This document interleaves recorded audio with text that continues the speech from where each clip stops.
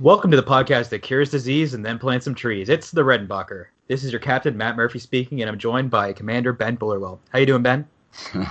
I'm doing great, Matt. Thanks for that. Yeah, no problem. Ben never hears these intros until I do them, so that's the authentic reaction. It's a small chortle, so, I hope it's better at home.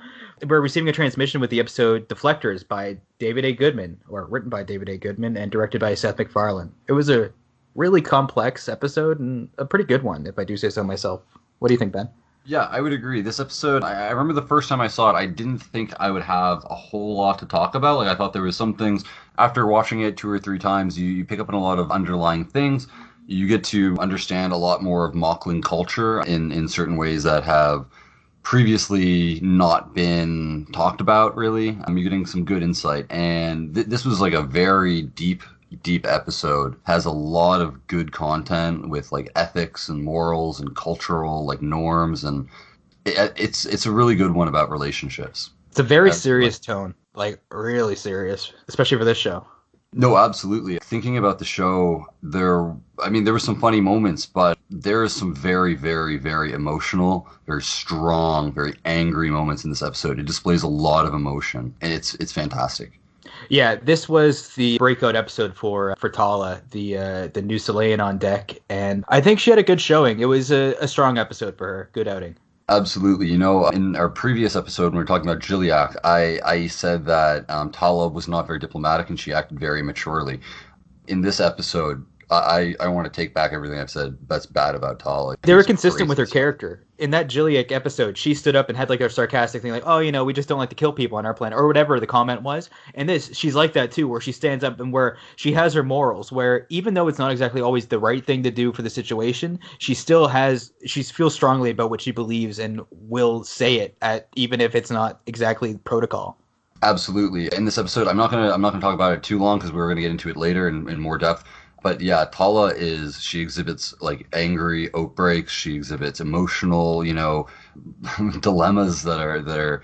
It's a battle between what she thinks is morally correct and what her job actually expects of her.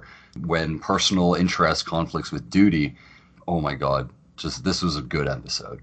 Yeah, and before we go further, there will be spoilers. We're going to be talking about this in depth and probably for some other elements in the show, some earlier Moclan episodes and Talla throughout.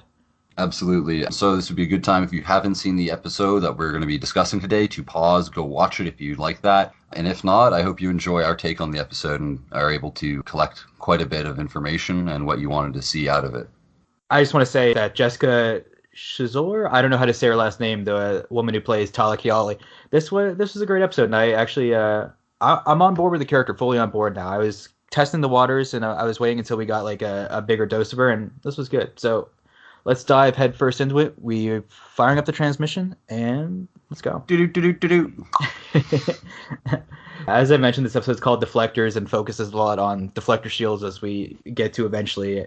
We start off with a cool retro set, very like TNG inspired. We're in the simulator and it's New York around 1945.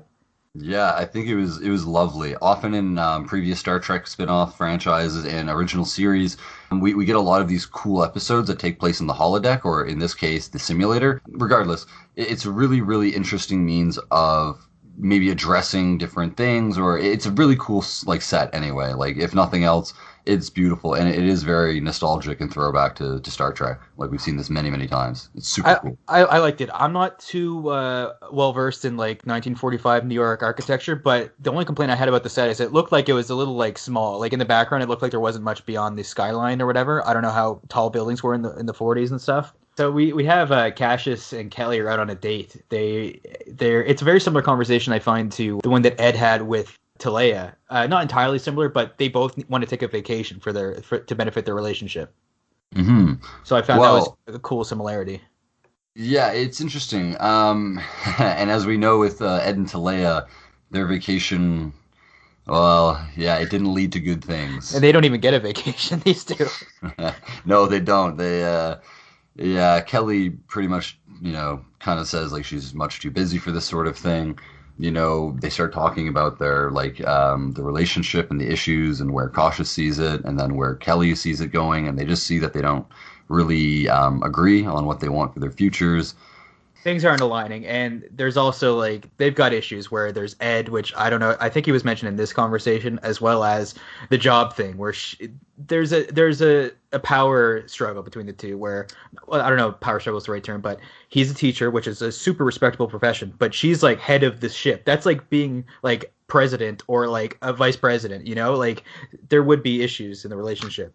Absolutely. I mean, like, I'm very much of the opinion that someone's profession doesn't define them, but in all honesty, that's not the case in society, 9 times in 10. And yeah, there's going to be a very big difference between these two individuals. Cautious even makes the comparison. He goes, well, you've never broken up a fight with a couple of like eighth graders or whatever. He says it's messier than any krill incident you've seen. I was just in a prison camp like last month, buddy.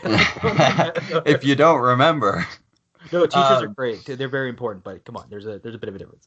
No, absolutely. Yeah, like teaching is an amazing, very, very respectable profession. You're empowering your future really in like the generations to come. But yeah, when you're talking about like such a vast difference, and like Kelly mentions, her job doesn't really allow for her to, like, it's not as flexible. She has a very, very big, serious responsibility to the crew and to the Orville. And she's just not able to be as flexible as Cautious is. And I got the feeling she's not super into Cassius. You know what I mean? Like, she seems over. Yeah, I would say, I mean, after getting out of the marriage with Ed and everything, briefly kind of being involved with, I can't recall his name, the blue individual. Derulio, thank you. I mean, she's recently gotten out of something very serious. She mentions to Cautious how, she just got out of a marriage. She's not looking to get back into one anytime soon. This is a point of conflict of interest, I suppose. She would hate marriage, though, because her marriage ended because she was almost like raped, essentially, where she was forced into sex like against her will with these pheromones. It was like she was like roofied, didn't know what she was doing, and then she's blamed and has this this resentment from Ed. So I would hate marriage too if I had that going on. Absolutely. I mean, relationships are tricky things to begin with, but absolutely, when you've gone through serious relationships and they've not been successful, it may deter someone from seeking anything serious, and you may have issues becoming maybe really close with someone. But I mean, for whatever reason, like Kelly, you take your time. I see something happening back there with Ed. We'll talk about that later. She sees every day when she goes to work the damage that she did to Ed, even though she didn't mean to do it. It was against her will. It was beyond her control. So she doesn't want to turn Cassius into, a worrywart or whatever Ed has become, even though I think Ed's Kelly does mention, she's like, I just don't want to lead you on. Like, I don't want you to, get hurt, really. And I think that's very mature of Kelly. It's often hard to express these kind of things to people, but I think it's definitely the mature, responsible thing to be done.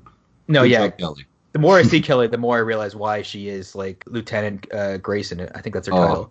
Yeah, she's brilliant. Like, honestly, this season especially has shown so much strength and determination. Like, she's like that person at a rave that's been there for years and like knows how to like lead the way, like save you. And make sure she's taking care of all the kids that are getting ill or whatever. Yeah.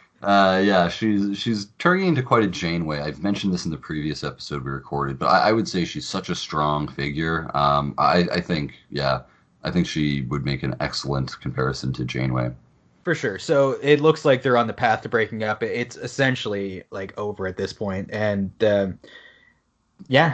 it for the first little opening scene there. We cut then. Smooth jazz ends it, and you can see Cautious's heart slowly breaking. Yeah, smooth jazz, but not rough times. There you go. Good. Rough waters ahead. So there's we cut to the Moclan spacecraft. They send a vessel into the shuttle bay of the Orville, and the Moclans and the Orville have some business to do. Yes. So we find out that the Moclans have agreed to participate in a deflector array upgrade. They're going to be sending one of their head engineers by the name of Lokar. He will be assisting them with their upgrades, and they will proceed to do like military war game kind of testing to see if the upgrades have been successful. Yeah, Lokar is played by Kevin Daniels. He played Magic Johnson on Broadway. That's one of his bigger roles. And I realized while we're writing this, Magic Johnson must have a Magic Johnson because he's managed to survive HIV for like 20 years, which is pretty impressive. It's quite amazing. I know there's a lot of advancements in it, but yeah, good stuff. Yeah, good for you, Magic. And I really like Kevin Daniels in this role. I think he really did a good job portraying someone who lived his whole life as feeling either ashamed of himself or being treated terribly by his own people. It really came off in his performance. Absolutely. He's done a very good job of acting as someone who has, deep guilt, maybe like remorse, kind of like fear, like secretive life, kind of just a very mysterious, very, what would the word for that be? Someone who's endured a lot. Just No, yeah, Moclan culture, as Bortus talks later on, is tough. It's rough, and it's even tougher when you're not one of the gang. Everyone, you feel like you're left out, and no one would accept you for who you really are. Lokar is joined by Captain Rechik, who's played by Ren T. Brown. Ben, you might know him. He was on an episode of Voyager. He played Kolar. It was an episode like 2001. I'm going to have to check this. Sorry.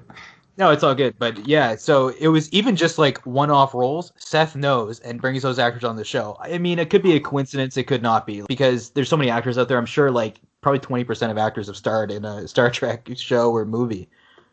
No, yeah, absolutely. I just actually quickly searched Kolar, and yeah, it's so cool. We made a comparison last episode about the Klingons and the Moclans, and it just so happens that Kolar, after a little bit of he played Klingon. He was a Klingon commander of the generational Klingon battle cruiser. Super cool. I like that because it might be the first one to play. He might be the first to play a Moclan and a Klingon then. Yeah. No, you're 100% right, actually. That's cool. Super cool fact, guys. There you go. You might not be the first, Well, hopefully. We'll see. Hopefully, for the purpose of this podcast, it is. When Lokar is introduced, he comes off the shuttle. There's definite tension between him and Bortus. Like, Bortus has a look like, I've just seen my ex, because he's just seen his ex, basically. Yeah, it's a pretty interesting moment there. You can see there's like some kind of shock, like it perhaps wasn't expected. Maybe Bortus wasn't aware that Lokar would be like the assigned engineer to help them. But yeah, there's definitely like a certain recognition that there's something going on between those two, or was like. Yeah, for sure. Lokar is really, really good at engineering, as we find out later on. He's good at engineering, and he's got some other tricks up his sleeve as well. One thing I'd like to mention before I forget is Lokar, Star Trek Discovery, not really spoilers, but the captain of the Discovery early on in the show is Captain Lorca, and his name is an anagram for Lokar. I don't know if that's on purpose, but you literally just put the R before the C, and it's Lorca. So I don't know if that's on purpose, but then again, this show also had Tyler, Lieutenant Tyler or whatever, which is the exact same name as the guy from Star Trek as well. So. Yeah, you're right. There's a lot of interesting parallels there, The shows are playing off each other. They're very aware of each other, and there's like a symbiotic nature between the two. Yeah, it's interesting, actually. You're right. I enjoy that. Yeah, so I said that he was Bortus' ex. Actually, he was Bortus Kordashik, which is the Moclan term, I guess, for spouse. Mm-hmm. But it's boyfriend, because I don't think they would have one for spouse, because if you don't have a boyfriend, they hate you, basically. Yeah, I believe Kordashik was like what he said would be a past relationship, not necessarily like a spouse. Okay. You can tell that Lokar is like really desperate to speak. When he's desperate to speak to anybody who's compassionate towards his cause. There's a scene where he's starting to do the process of improving the deflectors. That's why they're there, is to increase the power of the deflector shields, right? That's why. Mm-hmm. Yeah. Yeah. So Talla, he seems very interested and curious, and a little afraid to interact with people, but curious, because he's on this mission. He knows there's other Moclans aboard. He can't really share who he is with the crew without fear of them, finding out, and then terrible repercussions happening. Yeah, it's kind of strange, actually, because if it wasn't for Bortus and Klyden, Topa doesn't really Topa. He wouldn't know like necessarily like all these cultural depths and kind of beliefs. No, Topa's probably the most progressive Moclan. Absolutely, yeah. But yeah, it's quite interesting because if it wasn't for the Moclan's involvement of the Orville, he might be able to express himself freely. If his commanding officer wasn't on board as well, because this is something that, we don't know of Moclans. We didn't know, we knew that they were predominantly male, with every one in, I think it was 1,000 or something, very, very low odds, sometimes born as a female. So as the Union, the Union would know, but the Orville wouldn't have known this. So they could have just, he could have lived his life kind of on a vacation from the secrecy. But obviously, Clyde and Bortus's involvement definitely complicate all of that. Yeah, no kidding. We also know that like it's cool watching this episode under the lens that Bortus knows about Lokar's proclivities, but he loves him and he doesn't want to see him hurt, let alone his family. Which we learn later on that the Moclan family is also punished if the family member is turns out to be different. Yes, we can see parallels to kind of like the Klingon, how they're very proud in like their ways of life and like it's their honor and their this and like if they do something improper, like that's considered improper in their society anyway, it can have serious repercussions of the family. They can lose their honor, which is an extremely big deal. And yeah, there's extremely serious repercussions to this. The Moclans are not very, I guess, open to that. And we find out later why. Bortus talks about it with Talla, I believe. Yeah. We'll dive in later for that one. One thing I noticed in the scene with Talla, this isn't just specific to the scene, but of course you'd bring in like a new, it's like Zillian. Like it sucks that Halston Sage had to leave the show with Alara, but you create this really cool species that you want to have featured on every episode, right? That's part of why they had Alara on there in the first place. So of course you would find a new Zillian. Yeah, it's definitely cool. I mean, they introduced like a new species, a new race, or whatnot.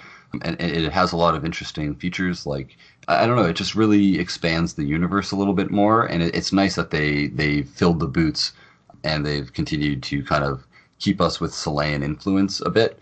It'd be strange if Bortus left the ship, or because then we'd lose like insight to Moclan culture and things like that. So it's definitely nice to have another Selayan on the ship. I can't even pick my favorite alien race that we've been introduced to. I love the Kalons. I love Yafit. I love Bortus and the other Moclans, despite their rough culture, and these Zelayans, whichever if that's the one I didn't mention. Yeah, there's a lot of cool different species. Even like the Choctaw and the like the Krill. I mean, we don't get to see quite as much of them as we'd like, really, and not really on the terms that we'd like to see them. There's just like a lot of different creativity and awesome species, and just like hats off to the writers and like the designers and everyone. That's just super cool. It's a rich cultural tapestry. It's beautiful. Absolutely. So we have a scene where in Bortus's quarters where he's having dinner with his family, and as you might imagine, it's pretty tense. Yes, that's when Lokar comes in, and Clyden actually, ever so politely, asks him to join them for dinner. Yeah, when earlier Lokar asked Bortus if he wants to like talk about stuff, and Bortus says no, because Bortus knows the danger. He knows that like if anything slips, if Clyden becomes aware, the word might slip, and then there goes Lokar and his whole family. Yeah, it's a big gamble. See, we're not made aware of this, that Bortus is aware until quite later in the episode. Yeah, but after having seen it and you go back and you like think about it, like this is like it's a lot of pressure for Bortus. Bortus doesn't maybe want to really maybe go back to that time where they were in a partnership, and as we know, he was mistreated and he found Lokar with a woman. So it could be very painful for him in that sense. And obviously, he holds a lot he holds a lot of responsibility in knowing the fact that Lokar's sexuality or his orientation is the way that it is. The strength of this writing, though, is it's really good where, yes, Bortus is revealed. Like, we knew that Moclan have a very closed-minded culture and in a lot of ways bigoted, but Bortus still cares enough about this person and is going against the culture by not revealing what he knows about Lokar. So even showing him to be a bigot, he's still a good person on the inside. Mm-hmm. I mean, that's really cool. Yeah, it's super interesting. And a comparison I'd like to make is like you said, like out of love, that Bortus kind of kept the secret for for Lokar. And it's interesting because we see in this episode that Bortus had, very strong feelings for Lokar at one point, and he held the secret to preserve his well-being and his family's well-being. But then it's interesting as well because Talla has a lot of feelings for Lokar, as she expresses later, but she actually turns him in. It's just an interesting, I don't know, it's just interesting, right? Because you'd think that the Moclan would be much more likely, but Bortus actually held that secret for many years. I think that's why Talla would be so raw to this whole thing, because I don't know how bigoted the the Delayans are. I don't know if they're like a utopian society where they all relatively get along, unless you're like Galara, where you might have some disability where they kind of treat you worse for that. But it seems like sexuality is probably fine over there. Yeah, by the way that Tala reacts to a lot of these things, you could probably say that Chilean culture is very open to it's just very progressive, I guess. Yeah, They're accepting to most things and probably wouldn't like shun you and like throw you in prison for, your sexuality or some views or whatever. absolutely. Anyway, yeah, we're back at dinner, and dinner is getting interesting. One funny part that I want to point out is they revealed to Topa that they were in a relationship, and he goes, "What is a relationship?" And Border goes, "It is what comes before the egg." Lots Yeah, of I egg like that. references. Always That great. was funny. Yeah. Oh my goodness, that was a good bit. I laughed really hard. Yeah, Clyden asked Lokar if he has a mate, and he says, "I do not. My work demands much of my time." And and then Clyden says, "It must be very difficult." And it's funny because you don't know the half of it. It is very difficult. Where if I went after a chosen mate, I would be in prison. Yeah, no, it's true. And he's able to kind of maintain that kind of illusion that it's his job. Not to say that his job isn't extremely demanding of him, but it's just a very good scapegoat for him to use as not being with a mate that, like if we were in a culture and a society, even if you don't look that far back, like the LGBTQ community has been, under quite a lot of oppression, obviously, And for they a very still long are. time. They still are, There's, absolutely. But you there's a know, little bit more going on it's wheels are turning very slowly. They're heading in the right direction, and we can only hope that with time things really do get much better. one thing I'll say is what's very scary is as intense as the Moclan are and how we think it's like terrible what they do. There's some worse stuff that happens to gay people on Earth, and it's the punishment is worse than prison. It could be death. So, it's don't think that just because it happens in space that it can't happen at home. It's very frightening. Luckily, in a lot of places in the world, this is the best time ever to be part of the LGBT community. So Hmm. there's that. You can take solace in that, but we still have a long ways to go in a lot of places around the world. Absolutely. I mean, we often think of ourselves as being very progressive and very this and very that, but we usually look on like a very small scale and not like a global scale. All you Yeah, can really do is treat each person the best way you can and be as nice to people as you can and just look at them as a person, not for their choices or things that they can't absolutely. change. Like form an opinion about the individual, not about the individual's, preferences and this, that, the other thing. Because I'm gonna say most of the time it doesn't involve you anyway. Like, you Yeah, know what I mean? yeah. Me and Ben are just kind of like outsiders. We can't speak for that community and stuff like that. But I, Absolutely not. I mean, yeah, like I can't put words in people's mouths. This is just the way that I feel and the way that I kind of see things myself. we cut to a new scene where Ensign Turco is giving out cupcakes, and Dan does this little tractor beam bit where it's, oh no, it's in the tractor beam, and then he like acts like it's just a tractor beam, like sending the cupcake to his mouth. It's a very Dan moment. Yeah, I actually love that. That was I really like seeing Dan here and there. He's definitely not one of my favorite characters. Like I feel like his character is kind of shallow to a certain degree and just kind of there for comedic relief, but he's definitely comedic relief. I love Yeah. this dude. He's good set dressing. He's good set dressing. Isaac Absolutely. Isaac asked Bortus why him and his mate broke up, and Bortus says we were incompatible, which is a really cool way of saying it because yes, they were incompatible. Where it's not like they didn't care about each other. It was that one's attracted to the opposite sex, so that means they're pretty incompatible. Hmm. And I it's like that. funny. I like this bit here because Gordon asks about the breakup Yeah, and if it was stabby, I think he said, or something like the divorce was. yeah. And he goes, no, but they do extract a tooth and they'll leave it with their partner. And Gordon's just like, yeah, I knew it had to be something weird like that. And then It, they go further to say that like the tooth is ingested by the new mate. yeah, yeah. It's like a guessing game for Gordon whenever he gets it right. And let me guess, it's the tooth. And then the eats the tooth, and he's like correct, and he's like, yeah, I got it. Like for Gordon, it's just a guessing game for this. Like he makes a game out of learning all these like scary things about Moclan. Yeah, no, it's Moclan super people. funny. I like it a lot. There's so much tooth references. I did get a freaking root canal last week, and there was drilling in the tooth a couple weeks ago. Now we're pulling teeth and giving them to people. Too many tooth references for this point in my life. I'm gonna have to check my dental coverage. I'm getting nervous. It's funny, the episode's called Deflectors, but Bortus has been deflecting questions all episode, so there's a lot of deflecting going on. I like that. That was good. Yeah, so the deflectors are nearly operational. They're doing a test, and they ask Gordon to fly the ship around and so that the Moclan vessel can shoot at them. But Gordon is just naturally so good of a pilot that he's dodging all these bullets and doing all these cool maneuvers. So they have to like turn it back a notch. Yeah, that's right. They actually, I forget what Kelly actually said to Gordon, but yeah, she's like, okay, Gordon, like, enough showing off. Like, we need to take hits for this test to be, like to give us any information, pretty much. Yeah. But I mean, there he goes. He's proud of who he is. We talked about Gordon's personal struggles with, wanting to be more than what he is, but now he's happy. He's a great pilot. He doesn't even let like the friggin' military tests go through. He's like, we don't need deflectors, man. I can fly this thing out of here. Yeah, exactly. That's what's cool that I noticed too is the deflectors. Did they get that technology from Moclus? No. Well, hey, wait a minute. Time out. You actually just made me really think a bit deeper because there is a moment when Lamar and Lokar, Lamar and Lokar. They should make like it. Anyway, so Lokar sounds like a Warcraft name for sure. It sounds like an orc. I was thinking that. Lokar. Anyway, sorry to interrupt there. Go. No, it's totally all right. So yeah, there's a moment when they're discussing it and they want to put another, what is it? They're putting another emitter into a deflector emitter on the fifth one instead of the fourth. Lamar says, you know what? These specifications only really say that we can contain like 4 and we can only use 4 at a time. And Lokar proceeds to say, I wrote these. Like, these are my specifications. Trust me.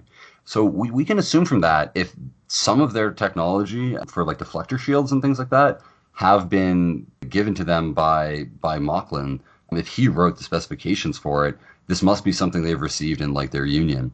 I'm not sure. I find that element really cool. And what's interesting is like this engineer who would be persecuted for his beliefs has improved their technology as one of the most talented Moclans that we've seen on the show thus far. No, yeah, you're right. It's interesting. You're right. Not to say that people that are untalented should be persecuted and stuff, but no, absolutely. Yeah.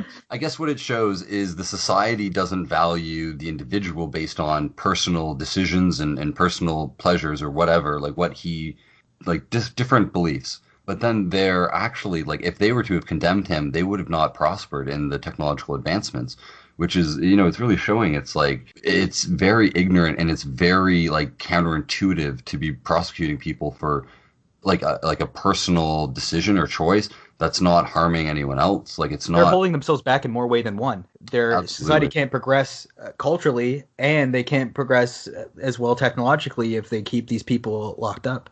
The more you know. So while they're doing this little trial run of the deflector shields, Yaphet, we get to see him reroute auxiliary power, and he's just like on the ground. He like stretches his arms up on the thing like a kid trying to get cookies off the counter. It's a great scene. Yeah, it just kind of like pans across, and you see his like goopy arms hanging up there. Just can he even see what he's touching on the control board, or I don't know. Yeah, they have their doubts that this is going to work, but it turns out that it does work, and they really have more faith in Lokar's abilities after this. And once it succeeds, Lokar says, I believe I'll try a cupcake, which is pretty nice. I like that. It was a little victory cupcake. Yeah, now that everything's good, like, let's not celebrate until, we have something to celebrate, right? Yeah. It's funny.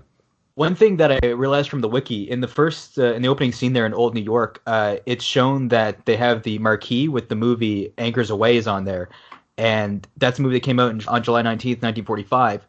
And what's really cool here is the movie stars Gene Kelly and Katherine Grayson. And what's really unique about them is their last names make up the name Kelly Grayson. That's definitely on purpose because Seth loves his own movies, but that's a really cool origin story for her name. No, it is really interesting, actually. It's like a really, like, I don't know, maybe I've not been paying attention to other television programs quite as closely as I have been to the Orville, but I feel like the Orville has lots of nice little, like, Easter eggs for the viewer. Yeah, attention to detail is my bread as well as my butter. I freaking love that stuff. If you put the attention into that, if you put the details in there, people who love your stuff will dig those out and they'll appreciate it even more, and it makes it feel more lived in and really builds a whole cool world for people to enjoy. Yeah, it's definitely expands like what the show is, and it gives you like cool little things to, I don't know, just little references here and there, and it kind of makes the show feel a bit larger than it is, yeah. Yeah, we cut to Commander Grayson's quarters, and she's got a cookie bouquet on her desk, and those cookies look like they don't look like they taste good, if you ask me. They look like generic store-bought cookies there. kinds you get from like the local grocer, and you get like 20 in a pack for like $5, and they're not that great. They go bad in like 3 days. Yeah, Kelly's not eating all those cookies. Like that's like 12 cookies, and they're like I don't know how many cookies that is, but they're huge. They're like massive cookies.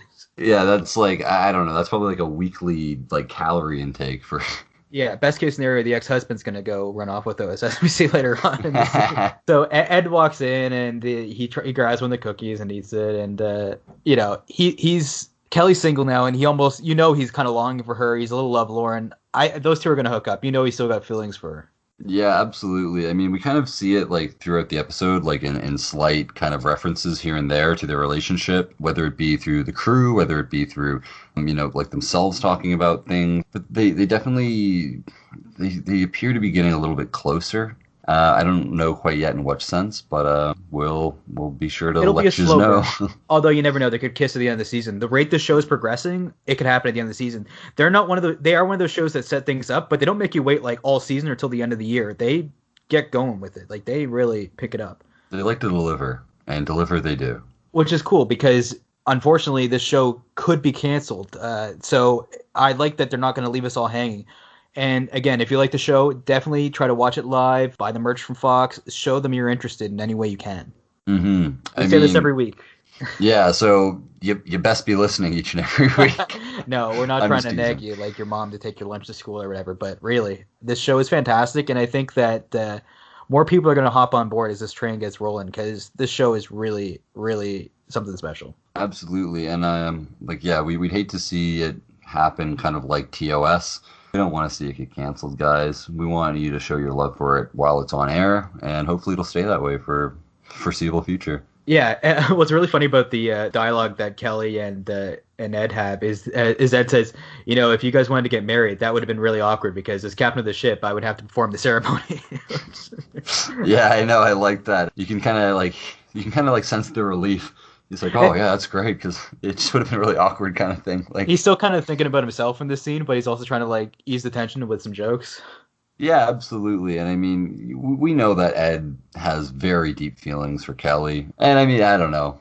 It's just it's a sweet little joke there. It's not too heartfelt, but it's kind of silly. And he's kind of glad that she's not getting married. And he kind of plays it off with, like, a little comedic gesture when maybe it's a little bit deeper than that.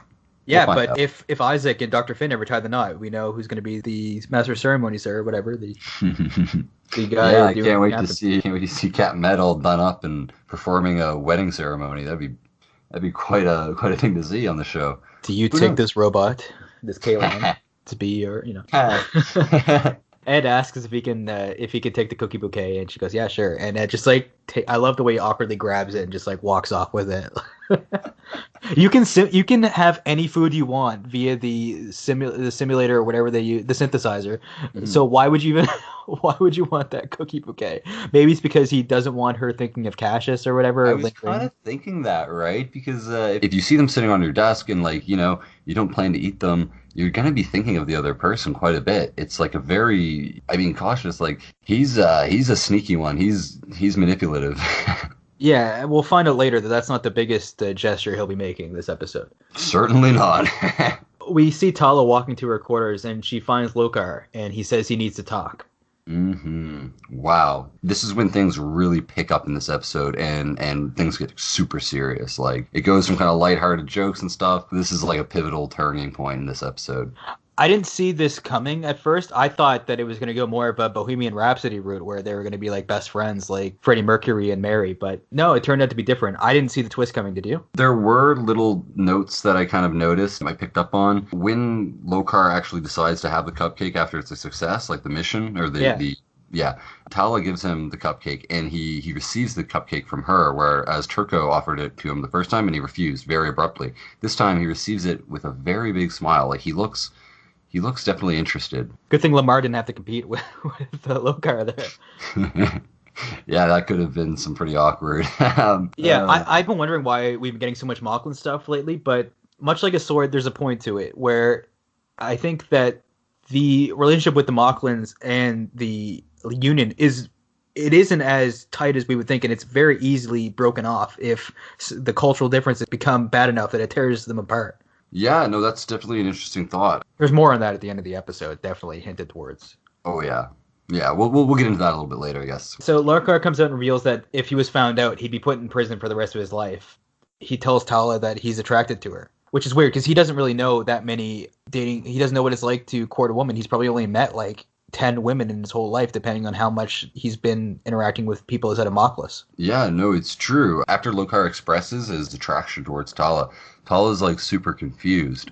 She goes and she explains that Moclan, we know that it's like an all male species. So she's quite confused. Like, how is this, really happening? Like, he says that he's like one of the few people on his planet that experience this, and he expresses like the serious repercussions of potentially being found out, lifetime imprisonment, right? So like that's pretty crazy. But he told her that the only reason he would tell someone this is if he felt that the feeling was reciprocal. He kind of thinks it may have been inappropriate, and he apologizes and says that he should be leaving. And Tala is left with a lot to think about. Yeah, he's really forward, but again, you would be if you only have a small window to see your desired sex, right? So he had the shore leave with Bortus, and probably only a few other times to interact with the opposite sex without being detected. Yeah, no, absolutely. I mean, yeah, when you think about living your entire life as a lie, or not a lie, but a hidden truth or whatever, I mean, you would take most opportunities you could to probably try and live and feel the way that you want to, right? Time is of the essence, and he has to really kind of see where he stands with her. He doesn't want to wonder, he wants to know. Yeah, it's funny. I made the Bohemian Rhapsody reference earlier, and there is a picture on Instagram of Bortus with the mustache, and it said like Moclan Rhapsody or something like that on it. So I'm not too far off base with these references. I think you're right on point. Yeah, we cut to the dining hall or the meal hall, whatever it's called there on the Orville, and Kelly are talking about Cassius, and they're kind of trash talking Cassius to the point where Ed just goes, "Men are the worst." I'm angry just hearing that, hearing about some of the horror stories. Yeah, no, it's true. He's kind of maybe he's sincere, or maybe he's kind of like white knighting, if I may. Trying to be agreeable with Kelly so she might favor him in a sense. I don't know. Yeah. So we cut to the table of the other bridge crew, like watching them. It's like Isaac, Lamar, Talla, and I think Talla's there, and Gordon. Yeah, and it's funny because Gordon says there's something seriously wrong with all of us when the most stable relationship on the Orville is Isaac's. And Lamar goes, "Yeah, man, what's your secret?" We kind of predicted this last week when we said that Lamar might be asking them for Isaac for advice or Gordon, which is where we're at now, 1 week later. Yeah, it's pretty good. It's a pretty good prophecy on the Redenbacher. We got some insight, man.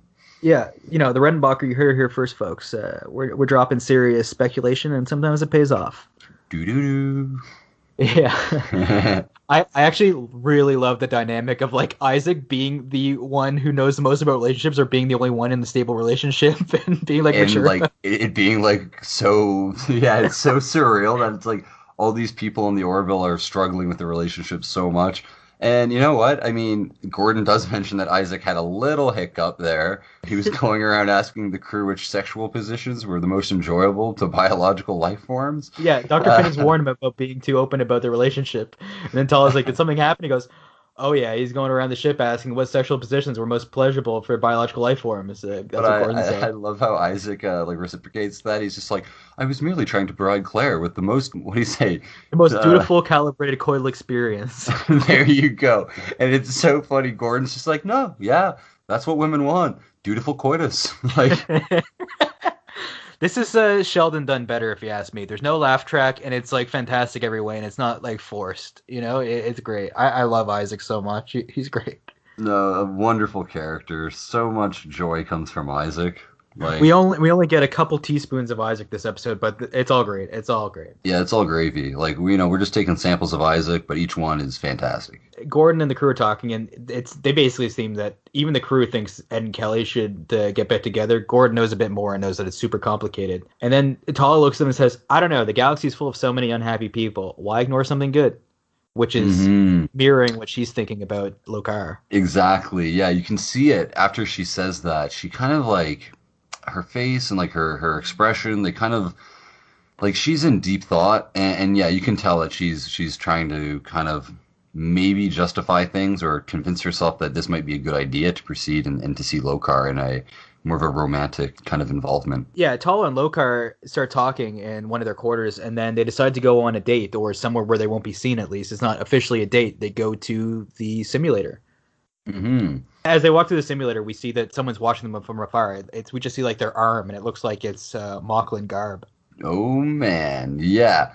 So Lokar expresses he's like, yeah, well, where would we go for the walk? And then she goes, we're going to be on Earth. No one will see us there, which is pretty funny.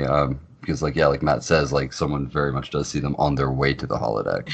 Yeah, no one will see us there as long as no one sees us in this one hallway down to the holodeck. Luckily, his room is Damn like it, foiled.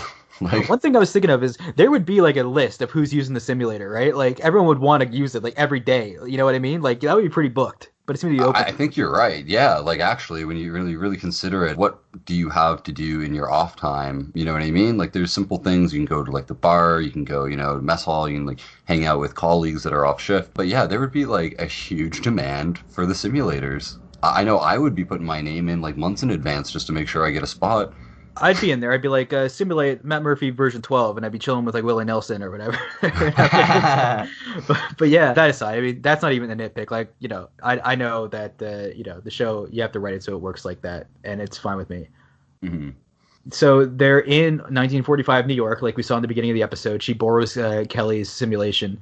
And Talla says that I think that people from Earth like to use that to feel like they're really at home. So they like to enjoy those simulators and they forget they're even in space sometimes. Yeah, it's nice. It really gives you the ability to reconnect with your roots. Obviously, being hurtled through space in a spaceship, you don't get to do the things that you might always want to do. That comes out of duty. Like, you have obligations and responsibilities to your vessel and everything. And it's obviously a decision you make before you join the Union and you take command or like take a post more accurately. Yeah. But yeah, you give up a lot, and it's definitely a good way to really get to stay in touch with, your culture and things like that. For sure. A little girl walks up to Talla and Lokar, and it's really funny because they share a few words, and then the little girl goes, "This is Betty. I got her for Christmas." And Lokar goes, "That is not my concern." Yeah, I know, it's super joke. Like And, a little girl, and he doesn't care to like, and she's like, "Oh, that's a nice doll." He's just like, "That is not my concern. I do not care. That has nothing to do with my life." Like, I don't care about your doll. no, it's so true. It's funny. Just totally disregards the little girl. He's like, I'm here for romantic relations, please. Like, Yeah, it's cool. And they see someone dancing up in the window, and I don't think they dance much on Moclus. And it's funny, Talla then starts to teach him how to dance and says, "I used to date a human, believe it or not. Maybe we'll see this human in a future episode. You never know." A lot of dialogue is not wasted in this show, especially when they allude to other characters. no, it's true. And it's actually quite interesting. And that point got brought up that she's, been in like relationships that have been outside of her species, which definitely is, like a green light for Lokar. I mean, obviously, it's already kind of like a green light, but that's pretty much confirmation in my eyes. Kind of like, this isn't the first time I've dated someone who's not my species, and then it's like, okay, let's go. Yeah. Like, Yeah. If you go to the holodeck with someone and they're not like your friend or whatever, it's just assumed it's a date, basically. yeah, I would say that's fairly accurate. Yeah, Keyali is then they're dancing and they share a kiss because she teaches him. She says, you just have to learn to lead, tell my body what to do or something along those lines. And then he kisses her and she reciprocates and they keep on kissing until she's called away to She's called to Kelly's quarters. okay. I You wasn't sure because remember. it was a weird angle. It was a weird shot of her quarters. Yeah, it was. It was kind of strange. And there was a huge Katrudian blocking our view or distracting me from the set. And his name is Grugan, which is a nice name. And Ben, I don't know if you knew this, but he was voiced by Bruce Willis. Really? Yeah, that was Bruce Willis. What? Yeah, that was Bruce Willis. They brought Oh him. Yeah, Bruce Willis. It's great because I watch Brooklyn Nine-Nine before this show every week, and Bruce Willis should really cameo on Brooklyn Nine-Nine at some point. But yeah, it doesn't really sound like Bruce that much, but if you know him, you can kind of hear the affectations in his voice a bit, and he kind of comes across as like such like a floaty kind of douche, if I say so myself. Oh, that's a cool fact. I didn't know that, man. Cameos galore. Seth tweeted that there'd be a really cool cameo in the episode, and I'm pretty sure that's the one he was referring to. I would say you were right. I don't know. I'm not exactly the one to be giving advice here, but I think a giant non-sentient flower would have been the more effective way to go because this flower looked like it annoyed her more than anything. Yeah, I would say like with relationships, being over persistent is not a good idea. And this is really quite over the top. This is almost like an obsessive display right here. Yeah, don't just like buy more. It's like, okay, the cookie bouquet. What if I got her like a living sentient being? Ah, no, that How problem. how can I one up myself? If that Yeah. wasn't good enough, what about like a giant living talking flower that can profess my love? All right, Cassius, the cookie bouquet. Didn't hear much on that. Let's get a giant living flower. One of my bros is a giant flower, basically. Might do that. No. Tala goes and checks on the situation in Kelly's quarters, but while she leaves, Lokar is left by himself in the simulator until someone joins him, and it's Clyden. And he has a gun in his hand, or whatever they call it in this universe. It's a phaser, more or less. And he looks really pissed. Yeah, wow. And this is where the story takes another big turn. So Tala comes back to the holodeck after the events in the quarters of Kelly, only to find she is alone. We don't see him get like disintegrated or what looked to be him getting disintegrated until they do the replay, right? That's right, yeah. Yeah, so this is one of my favorite elements in the episode. On the first watch, this is my favorite part of the episode was how the simulator had so much in-depth stuff where you could see what happened beforehand and then you just view past events and then circled in on what's going on. Yeah, it's interesting. Like oftentimes, like we just kind of think of like the simulator as, I don't know, just kind Just of for like pleasure. like television. Yeah, you just turn it on, you do this and that, kind of play, you go like, doing whatever you want to do that you're unable to on the ship. But this really gives us like quite a in-depth kind of technological look at the simulator, and yeah, there's like a lot more going on. Like I wasn't aware that everything was being recorded. You'd have playback functionalities, and like when they're actually diagnosing it to trying to figure out who tampered with it, to find out who the kind of Culprit was. corrupted person, yeah, was. We learn that there's like multiple layers. This makes me think of almost like photoshopping images where you have layer on layer on layer. So we're getting a little bit more information about the technology that operates the simulator, and it's pretty neat. It was cool. I even liked the way that the corrupted image looked. Like I thought it was a cool design. Yeah, no, it's cool. It's kind of like artifacting, or that would be relative to like computer processing Yeah, going it's like someone put a wrong. V chip in the simulator. There's a big blow up after this. Between everyone has a huge discussion. The Moclan and crew members of the Orville have a huge discussion about what went down in the simulator. It gets, man, it gets really heated really, really quickly. Everyone's discussing what happened, and Tala reveals that they were on a date or whatever. And then Boris goes, "Why would he wish to mate with you?" or whatever. Which he knows damn well. He's just trying to throw cover for his former lover. There, he's saying like, "Why would he wish to mate with you?" He's trying to again hide the scent so that they don't have what happens doesn't happen, where he doesn't have to face Moclan jury. No, absolutely. Like again, we see Bortus kind of covering up for Lokar, trying to protect him. We didn't get a ton of Captain Retchick in this episode, but like he's pretty pissed in this scene. He's going off. He blames the other people. He knows he doesn't think the Moclans would do this to their own people. Yeah, which is kind of funny as we later find out they do it to their people. Tala interjects, "If you people weren't such a bunch of closed-minded bigots to the Moclan," and Ed just said, "Go in my office," because this is complicated for Ed, where he agrees, I'm sure, with how barbaric their views are, but he still knows that we have to have peace. His job is to make sure the Union can exist in this form that it's in. Absolutely. I mean, we have to respect cultural differences and this, that, and the other thing when you're like a high diversity population or society or whatever the case may be. And Ed knows that like, yeah, what's going on is like it's very heated and it's very this and it's very that. But he has a duty and he has a responsibility as the ship's captain to put his personal interests aside to maintain like good relations, I guess, with the Moclan and everything. He can't jump to conclusions and he has to show favor. In Ed's quarters, Ed says, "You could have given us a heads up." Kelly says, "When it involves a whole ship, it's different." And Ed goes, "We're not trying to go all HR on you," to where basically they handle this the best way they can. But if Tala was honest with them, they could have handled this way better, and they could have all worked together to make sure the situation could have been diffused much easier. Absolutely. Like all they really requested of her was like some heads up. But I mean, at the rate which things kind of unfolded, I don't think Tala was left with much time to really, No, you know what I mean? I agree. I She didn't agree. even get to finish her first date. I don't know how long the Moclans were on the Orville. Like a week? How long does it take to fix the deflectors? I don't know. And then the investigation after that. So probably a week. Yeah, I would say you're right. I would say it's probably around 5 days, maybe a little bit more. Yeah.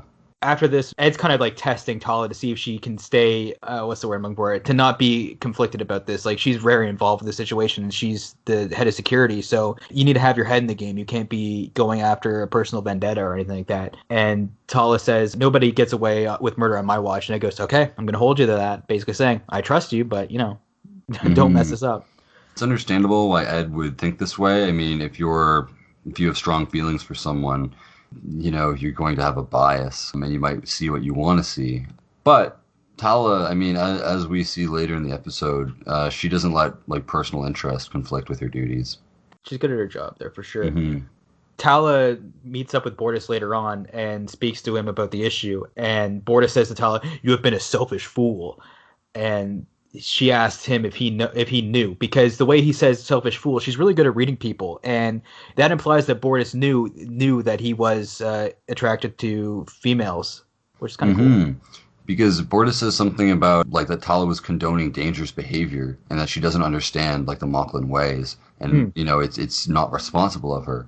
She can't really be held accountable. I mean, in a sense, because this like she got exposed to all this information so quickly. You'd be in a weird place. You'd have all these feelings, then you'd have like logical confliction, but like it didn't even come into play until after feelings kind of, it's just there's so many factors. Really feel for Talla. Yeah, like her heart is probably.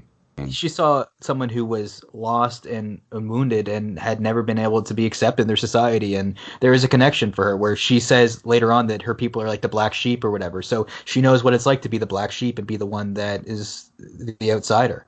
Yeah, I mean, I think this is a really good insight to her character. Like she's a very loving, like caring, understanding individual, and that's someone that I mean Lokar could have really prospered with being in his life. Like an understanding, yeah. Things get dialed up to 11 at this point because Talla says, I thought you'd be more evolved than that, especially given what they did to your daughter, which is a low blow. And Bortus explodes and says, I said that will be all. He yelled so loud that like you could feel that through the screen. Oh my goodness. Yeah, we felt it shake on the Redenbacher over here. And yeah, he goes, I said, and then he stops and composes himself and goes, that will be all. Like he knows it's a complicated issue and stuff like that, but he knows how much is at stake. He knows the Moclan culture more than she does. He knows the risks. He's lived with it for however long it's been since they broke up. He's known the factors and what could happen. Yeah, no, you're right. It's just a very powerful scene, and when you see Bortus like lose his cool like that, wow, like we know that Bortus is actually like a superior ranking officer than Talla, and I mean, wow, to speak out like that. I mean, it's not really appropriate, but she's so passionate, and she doesn't, subtlety isn't really her forte. Like, she's very, like, all cards on the table. Like, let's talk. Like, I want to know, Yeah, this was some strong stuff with Peter Macon, for sure. I was going to say, Clyden later on when they arrest Clyden, like, their relationship has been through some shit. Like, oh my God, I know. It's like, I don't know, man. Like, I'm pretty sure I would have been out of there after I got stabbed. Like, you know what I mean? Yeah. After the whole, the porn scare and then the awkward thing with their kid where they did the surgery to switch genders and then getting accused of murder and getting accused of murdering the Bortus's ex. I mean, this is man, like, it's like a soap opera. Yeah, I was about to say we might see a spin-off come out of like, a soap all opera. all my Moclans or whatever. Yeah. Someone wants to fire up a meme of that, go for it. Yeah, I'd love to see that. Yeah, so you could feel that, and this is probably the most heated exchange between any crew members we've seen on the show thus far. Mm-hmm. And like, when this happens, like, and Bortus loses his cool, like, he's actually very, very, like, he's put in a very strange place ethically, and like, because he knows, like, it's just, yeah, there's so much tension, there's so much going on, like with Topa's like gender reassignment surgery or whatever the equivalent would be considered. This is a very soft spot in his heart where I feel as though Bortus knows that, like, he wants to be okay with everything, but he knows that his society is, and their beliefs are so ingrained that it can't be questioned. And he knows that it's like a cognitive dissonance. Like, he's exposed to information that he resonates with, and he knows that it should be okay, but his belief system doesn't allow him to actually even really consider it. Exactly. So even if he feels that it is wrong, just his words wouldn't overthrow the entire, however old the Moclan culture, their entire belief system. So it would really just be like yelling at the wind, and then his family gets in trouble. Like they could have Topa and Clyden locked up with him. No, yeah, you're absolutely right. It's a really tough situation to be in. We head back to the simulator, and Isaac and Lamar are trying to decrypt the image, and they reveal after some work that it actually was Clyden. Mm-hmm. Or what looked to be Clyden. Goodness. Yeah, you're right. No, we shouldn't say it was Clyden, but that's as far as the Orville's crew is concerned. Clyden is the murderer at this point. The prime suspect, I should more accurately say. Clyden's thrown in the brig, and he claims that he was there, but didn't kill him. He was just going to turn him in, which, kind of makes him look bad as well. Yep, even if he didn't kill him. It's funny because after this, they're in the cell. Ed, Kelly, and Bortus move like 5 feet away from the cell and discuss the issue. Like, we think you'd go in the other room because we could definitely hear that. And it's like, Kelly, can you meet me in the ready room? Yeah, sure. But no, it's like, Kelly, you want to take 2 paces backwards and start talking shit about them? Like Ed asks Bortus, says to Bortus, you can leave if it's too painful for you, but Bortus says his duty comes first, which must be hard to do. But yeah, his duty's been coming first this whole episode, where he's been putting personal stuff behind him as much as possible, even though it keeps coming up. He's trying to deflect it, but the deflectors are not active right now. No, you're absolutely right. And I love how, Deflector resonates throughout this episode on so many different levels, whether it be, physical in the sense of the ship's deflectors, whether it be emotional in the sense of putting up safeguards and not being open about certain things or whatever. It's a great title. And the more and more I think about it, just the more it applies to the episode on so many different situations. The 3 discuss the issue, and Kelly mentions that Clyden has a prior history of violence on the ship, and she says, sorry, Bortus. And he says, oh, it's okay. But it's cool because it's a throwback to earlier in the season, and it just makes you feel like you're on a consecutive journey throughout the season. It's one nice, long, connected narrative. Yeah, no, you're right. Oftentimes we think kind of episodes are unrelated, but this does flow, and they keep bringing points back from previous episodes and things. And it's really good because it feels like a more complete universe. They do it in a way where you don't have to watch all the episodes to get it, though. You can just watch one at a time. They work as their own episode, but it also, if you've seen the entire series, it makes for a much grander image. Mm-hmm. I would agree completely with that. Yeah, so Bortus asks Clyden. He walks up to Clyden in the brig and just says, "Like, did you kill him?" Like he doesn't mince words. He just wants to know. No, I know he's just not going to interrogate him. He's just like yes or no. Yeah, they discuss it a bit, and Clyden says any Moclan would be disgusted by what he is, and Bortus says, "My thoughts are irrelevant. However, I believe you that you didn't do it." Basically. Mm-hmm. I really like this because Clyden is expressing how any Moclan would be disgusted by what he is. And then Bortus, by saying my thoughts are irrelevant, it kind of suggests that he wouldn't be disgusted by what he did or what he is. That, he accepts him, and he's been trying to protect him for many years, as we know. There would be some extra hate on this too, because this is your husband's ex, right? So you're thinking so he has even more reason to dislike him other than the ingrained hatred of people that go after the opposite sex. Absolutely. There's a very personal, maybe insecurity that's, just the relationships that they have definitely influence this a lot. You're right, Matt. For Sheezy. The first for Sheezy of the podcast. I realized last week I didn't make a Shrek reference, and I can't really think of one on the fly. There wasn't a part where I can't even do it.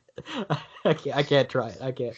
It's okay. Although next episode. Although Donkey and the Dragon's relationship would be on this level where a lot of people would not accept it, but luckily they don't have to deal with that kind of bigotry in the far, far away kingdom. Far away from bigotry. Yeah, lovely. We go back to the meal hall, and this is one of the best exchanges in the episode for me. Talla's talking to Gordon Lamar about the case, and Talla says, this has to be one of the most insane things that's ever happened on the ship. And Lamar goes, one time I almost died because I humped a statue. And Gordon says, Isaac once cut off my leg. And Lamar says, and then the captain and commander, they got put in the zoo. And Gordon says, Bortus almost crashed the ship because of porn. And Talla goes, I see. It's like a lot of Yeah. stuff happened before you got here. No, it's so true. It's funny, right? Because she's a relatively new officer aboard the Orville. And, like, yeah, this is some really dramatic, like, crazy stuff that's going on. Like, there's been a homicide, as far as we're concerned at the present time, anyway. This is big. This is big, big, big. And just, yeah, the way that, like, Lamar and, like, Gordon, they just, like, nonchalantly are just like, oh. Well, you know what? There's a lot more crazy stuff. Like, here's some examples. And she's just like, I see. It's like, just another wow. day for us. But Yeah, Talla, were pretty you not much. here last week where it started raining on the bridge and Isaac went and kissed Dr. Finn and they're dating now? And Gordon did have to say, we're definitely the weirdest ship on the fleet. Like, you're in, it's weird. Things get real weird. Yeah, you know you're pretty deep in the weirdness when you walk on board the Orville, I guess. Talla goes to Bortus and she apologizes. She says she was disrespectful and insensitive. And this allows Bortus to open up to her a little bit, and he tells her the first time he met Lokar while they were on Theta Draconis 4. It's always 4, whether it's Yavin 4 or there's a few 4s. It's either 2, 1, or 4. There's never other numbers. Hmm. Now, That's interesting, though. No, but there's some truth to that. 100%. Bortus mentions how early on when he was entering the Moclan fleet, Bortus stood watch while all the other seniority members enjoyed shore leave, but the captain gave him time off to go and enjoy himself, and he found Lokar with a Thetan woman. And he says, I know it was wrong, but I did not want to see him destroyed. And Talla says, so you've known this whole time and there's no room for compassion or understanding on your planet? And then he reveals more about his culture and says, for generations my people struggled on a desolate world. It was only our culture, our traditions that sustained us. It is who we are. And Talla says, man, if I had to live on Moclus, I'd probably kill myself. And then what was the funniest part of the episode to me? He goes, then you would shame not only yourself, but your family as well. And I was laughing my ass off. I know it's terrible. Before I could get to the second part of this, where he goes, all would be banished from Moclus. On my world, suicide is an unforgivable crime. They're hardcore on Moclus. I laugh at the worst things, as you know. I laugh at what's terrible. And I know what's terrible. You have to laugh or you cry. Yeah. I think we all have, I hope we all have a certain level of appreciation for the darker side of humor. It's a very big part of humanity, and to ignore it would be, I feel, a tad naive. This is like a really powerful scene because, like you said, like Talla comes like sympathetically and like seeking kind of forgiveness, like making sure that she hasn't offended Bortus. And yeah, it does give Bortus a great opportunity and kind of transcends to be giving us an awesome opportunity to see some of the heavy influences in Moclan culture. It's like they were struggling for survival, and all they had was their culture, like their ways, their beliefs, and that's what got them through it. And you'd understand why that type of belief or like whatever ideologies really resonate and stay with the Moclan culture. Yeah, I think the story painted a really good image, and I could see them trying to survive, even though like it was open-ended. I could see them trying to thrive. It made me think of, there's a show called The Expanse, which is amazing. I think that you guys should check that out. And they deal with Earth and Mars, and the Martians, they're trying to make Mars more hospitable, and they kind of have a hatred of Earth where they take their atmosphere for granted. They have it so easy, but they have a tighter bond because they're just trying to survive each day on this tough landscape. That's super interesting. I'm gonna have to check out The Expanse. I highly recommend it to anybody who's looking for some sci-fi. 3 seasons in, it's on Crave TV in Canada. It makes me think all the time, which is what good sci-fi does. Yeah, I think that's probably one of the funnest parts about science fiction. It really just kind of opens opportunities for things in like a strange way. One thing that's cool is in that speech where Bortus says that you would shame not only yourself but your family as well. All would be banished from Moclus. This gives Talla an idea because earlier Lokar had told her that my family would be prosecuted for my crimes, in quotation marks, as well. So this makes her think, oh, wait, if you were trying to escape and you were going to be persecuted and didn't want your family to be killed, you would probably fake your own death. Mm-hmm. The simulator showed that Clyden shot him and disintegrated his body, which is what a great trickster would want you to think. Mm-hmm. I mean, not only does he have quite a reason to fake his own death, but he's like one of the best engineers from his planet, so he's capable of faking it. He has a huge advantage to what I would consider like the average engineer. They should bring him on the ship full time, honestly. Like I know he got prosecuted. I hope they save him in the end and bring him on the ship because he could be very useful for the crew, and he would be much happier, I think, as well. Absolutely. I mean, there was a small talk with Talla and Lokar, and she said, why don't you seek asylum? And he said no. But we'll get to that in a minute. Yeah, after this revelation, Talla heads to the holodeck to go figure out the simulator, if you will. And she talks about how they're looking for a simulation. What's cool is it was a simulation inside the simulation, which is nice. It's like, I guess after Clyden left, that gave, a good opportunity to simulate Clyden actually killing him. So not only was his death a simulation, was Clyden's, not being there, but some of his actions were simulated. The phaser was simulated. Like, this is like some inception And going also him on. moving his arm. I don't think, unless he like pointed at him, was like like he's Hulk Hogan or something. Uh, I thought this was really cool because when I first watched the episode, it was like a week ago, and then I rewatched it. I forgot exactly what happened there, but it was a cool explanation as to like he was there, but then which made it easy to build the simulation off of that. He had the base to build the whole story out of. Yeah, absolutely. Like everything just really lined up for him for a great escape. Because when Clyden like called him out on it, essentially like I know what you are, he knew in that moment that his life was about to change one way or another in a huge, huge way. For sure. After this is revealed that it was a simulation, Tala has a speech. She's talking about how he was punished for his sins. She even mentions sins to kind of show borders, like, hey, I don't believe it's a sin, but with your culture, it is a sin. So I'll show that I've learned and I respect your culture, even if I don't believe it. It's true. You can see the moment of hesitation when she was going to maybe say something that she held as like a belief of the situation, but she very maturely kind of put her opinion aside and explained it from like the Moclan lens of things. For sure. They all go, the whole ship basically, or at least security, goes on a search for Lokar through the ship because Ed says, well, there's no proof without him being here. Like, otherwise it's just hearsay. We need to have Lokar to show for it. Yeah, absolutely. Like it's a brilliant, brilliant means of figuring things out, but until you can find Lokar, At that point, it's just a theory, a simulator exactly. theory. And that's, that's pretty loose to really base like a conviction for homicide off of. Yeah, it's a conspiracy theory, but everything's a conspiracy theory until it gets proved. Ooh. Hey! Yeah, exactly.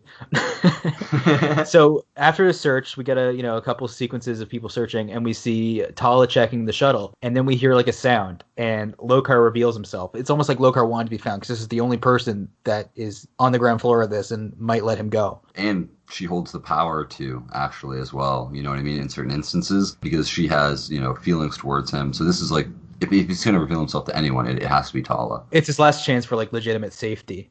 Mm-hmm. Which is cool because he's hidden in the corner with like this own cloak, so he's managed to reduce the field radius of the ship's cloak and focus it on himself. So he's managed to even do self cloak. This guy is a genius. And what's interesting, this kind of makes you think. I know that everything was under control until Clyden walked into the simulator, and then that's when the gig was up pretty much. But if he's able to, like, he came on to the Orville and he's working on their deflector, like their shields. And now he knows, like, to manipulate it in such a way. Maybe, this may have been something on his mind before. I'm not sure. I don't know how much of this was, like, pre-planned or not, right? Like, I don't know if this was, like, a backup plan in the back of his mind or just, like, a strike of genius when he saw the simulator thing goes, oh, I can use that. I bet I can manipulate that, like you saw the tech. Mm-hmm. Either way. Yeah. It's an interesting thought to hold after running and running from the truth and like being so secretive of everything for so long. Maybe this was planned even before. I'm not sure. That's a big speculation, but it seems as though like that would have to be set up really quickly. You know what I mean? I'm not sure, but it seems like there may have been not like hints, but I feel like I've at least interpreted it in a sense that it may have been possible that Lokar came maybe to the Orville with intents of kind of escaping. I don't know what the time frame is. When we see Clyden enter the simulator before the commercial break, that's what really happened. That is what happened, and then the rest we don't see. So Clyden, I guess, walks off, and I don't know how long it takes him for him to reprogram this, but I guess it's not longer than it takes for Clyden to go reveal to everybody that he is attracted to the opposite sex. Yeah, no, absolutely. It makes my brain hurt to think about it, so we'll move on here.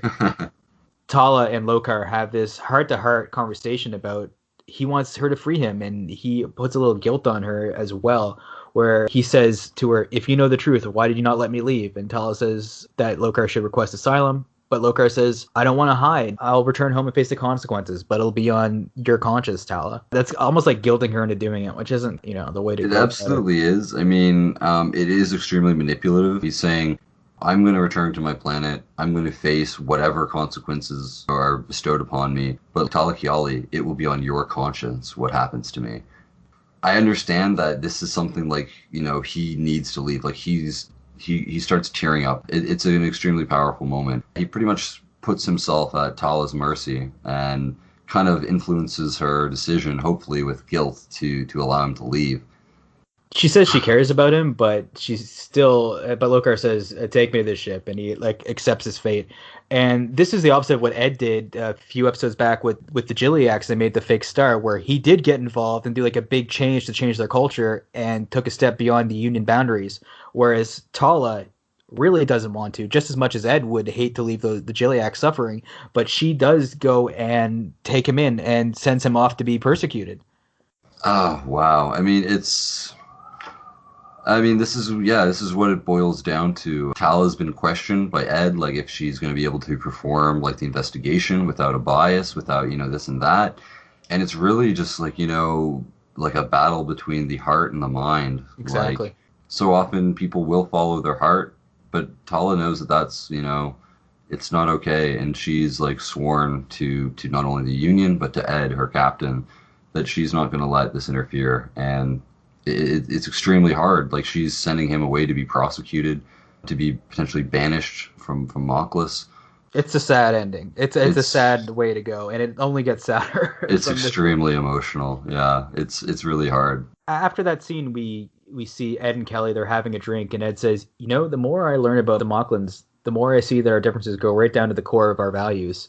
And Kelly says, well, we need them. And Ed wonders how long the alliance with a culture like that can last, which is true. And I think it's going to be playing out later on in the season. Yeah, I mean, it's true. They do mention that the Union does need the Moclans. But yeah, when you don't share systematic beliefs, like, I mean, yeah, like obviously there's beauty in cultural differences and this and that, but yeah, like when like you say, like just the core of your beliefs are so different, it doesn't take much to unbalance that, If no, I mean, I feel like their relationship might be a little bit shakier than we've been led to believe this whole time.